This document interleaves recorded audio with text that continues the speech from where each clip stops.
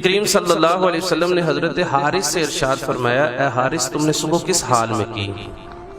ما اصبحت، کہنے لگے میں نے صبح اس حال میں کی کہ میں نے بڑا کامل ایمان اپنے اندر محسوس کیا۔ نبی کریم صلی اللہ علیہ وسلم نے ارشاد فرمایا تو اس دعوے کی کوئی دلیل بھی تو ہونی چاہیے۔ کہنے لگے کہ اگر میں اپنی نگاہ کو آسمان کی طرف کرتا ہوں تو میں عرش کو دیکھ سکتا ہوں، اور اگر میں مستقبل کے بارے میں دیکھنا چاہوں تو میں جنتیوں کو جنت میں جاتے ہوئے اور دوزخیوں کو دوزخ میں جاتے ہوئے بھی دیکھ سکتا ہوں۔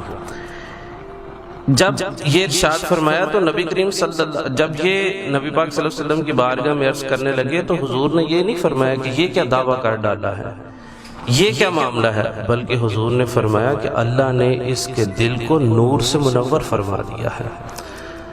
حضرت حارث فرماتے دنیا کی محبت جو ہے وہ میرے دل سے نکل چکی ہے، کیوں؟ کیونکہ ان کو حقیقت معلوم ہو چکی تھی۔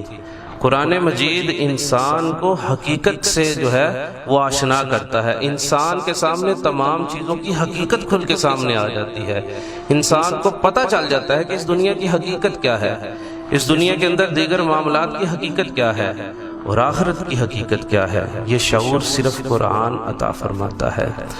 آج ہمارا تعلق قرآن پاک سے وہ نہیں ہے۔ ہمارے نوجوان کو ہمارے معاشرے میں اکثر لوگ ایسے ہیں کہ جن کو قرآن مجید ناظرہ بھی پڑھنا نہیں آتا۔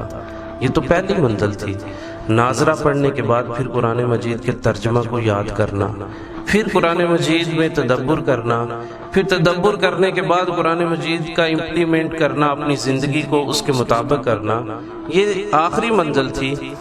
مگر افسوس اس بات کا ہے کہ ہم نے قرآن مجید کی تلاوت بھی پراپر انداز میں جو ہے وہ نہیں سیکھی۔